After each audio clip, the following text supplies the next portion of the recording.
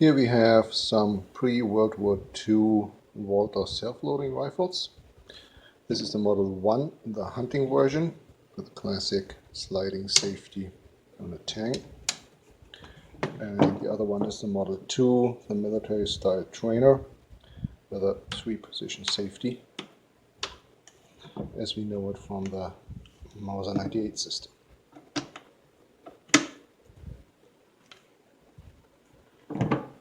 The Model 1 here from the sample collection was missing the firing pin assembly. And we couldn't find any pictures of these parts, just this relatively low quality parts diagram, which is not entirely correct as well.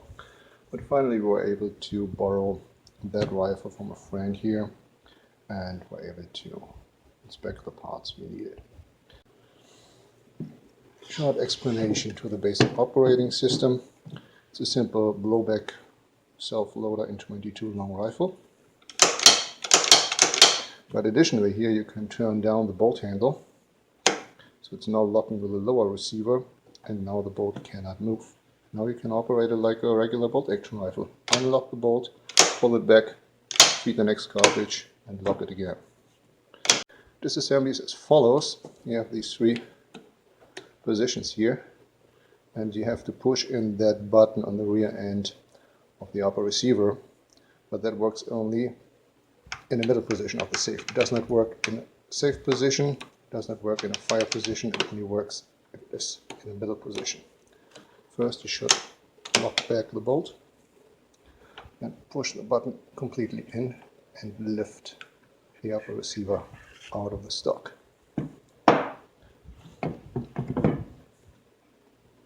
Further disassembly, carefully unlock the bolt because it's under the tension of the recoil spring, and let it out of the upper receiver.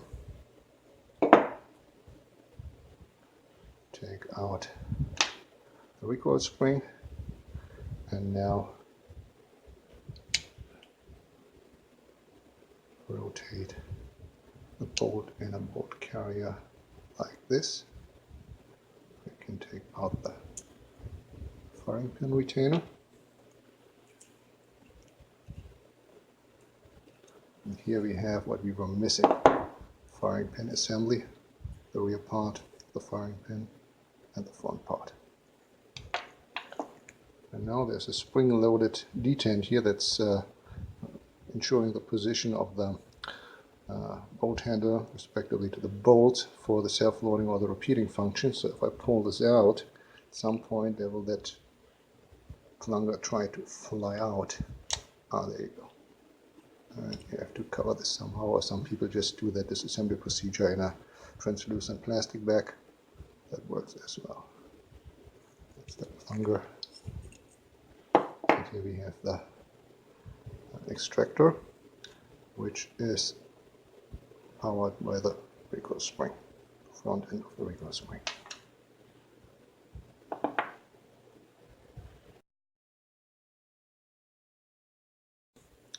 We can take out the extractor before. Leave that out. First you have to get in the front part of the firing pin in that channel here. You take the rear part. So now we're getting this here, and you have to get that plunger in. I recommend eye protection all the time if you disassemble guns, because these parts have a tendency to aim directly at your eyes. Push it down.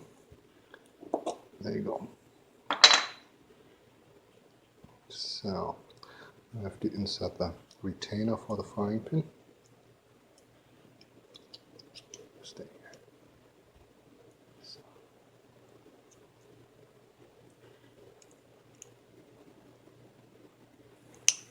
There you go, and rotate it into that recess of the bolt carrier. Now you insert the extractor, which is also kept under that bolt carrier. We have the 2 positions here that are ensured by that spring-loaded detent. Now we get in the recoil spring. And now we fiddle this whole thing back into the upper receiver, trying to hit that counter bearing for the recoil spring there.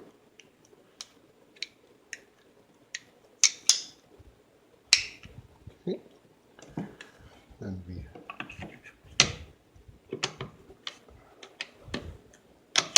And that's it. So if you were wondering how that is, the upper receiver is interlocking with the lower receiver, there is a cross pin here, and you hook in the front part of the upper receiver in there and just see that here. That latch is locking into that recess of the lower receiver. The first thing that stuck out to me when I was disassembling the model number 1 rifle here from a sample collection was that extension on the hammer, because we did not have that rifle at the time, and on the model number 1 this does not serve any purpose. Safety works like that. You have sliding safety on the tang. Now it's on safe. The letter S for safe, or sicher in German, is appearing, and it's blocking the trigger from moving. Push it forward. The trigger is now free to move here, but there's still that disconnector. That disconnector is getting pushed forward by the bolt.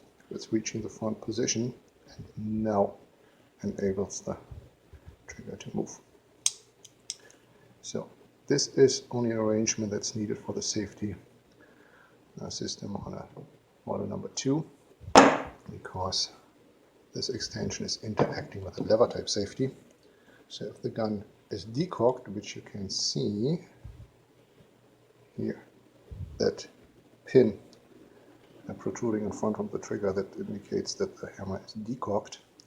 And if the gun is unsafe, you cannot fully retract the bolt because the hammer is hitting against the safety in both safety positions. It does not work. It only works if you put it on fire, and now you can cock the gun and the hammer is going all the way down. And you can see now that this pin has disappeared. It's indicating the gun is cocked now. Now if you put it on safe, you cannot fire it because the hammer is cocked on the model number 2. You put it on safe, the safety is acting against that extension of the hammer and slightly pulling it back, so you cannot fire it. So this extension only serves a purpose on the model number 2 rifles and does not do anything on the model number 1, so they just used as many parts as possible for both rifles.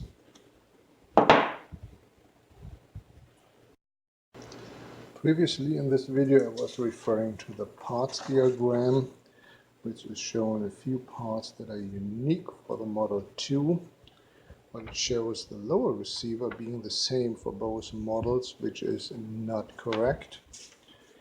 Here we have a Model number 1 lower receiver with that cutout here for the sliding safety, and that Model number 2 does not have that. It doesn't need it and it doesn't have it. Additionally, you would have to have an elongated hole here in the tang for the safety to ride in, and of course this one does not have it. So they are different for both models.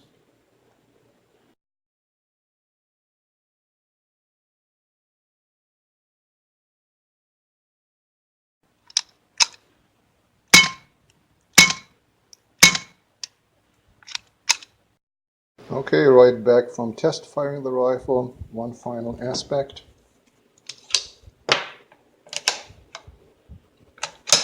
If you want to dry fire a 22 or any other rimfire gun, I recommend to use snap caps and empty shell whatsoever. Otherwise, slightly pull back the bolt and then fire it. Almost all self-loading guns, pistols, whatsoever, you can fire with the bolt slightly out of battery. Otherwise, you can get this kind of damage. I'll try to show you here. There you go. But the focus on it.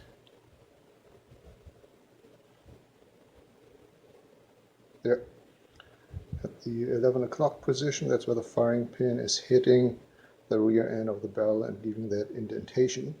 Actually, a correctly dimensioned firing pin should not protrude that far, but I've seen too many, especially 22 guns with that kind of damage, and they both have that.